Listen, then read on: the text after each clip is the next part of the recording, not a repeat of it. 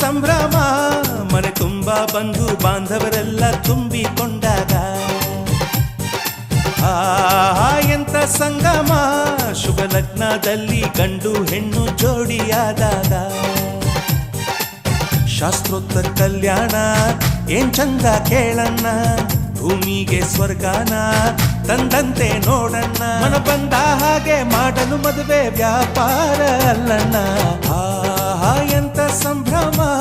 ಮನೆ ತುಂಬ ಬಂಧು ಬಾಂಧವರೆಲ್ಲ ತುಂಬಿಕೊಂಡಾಗ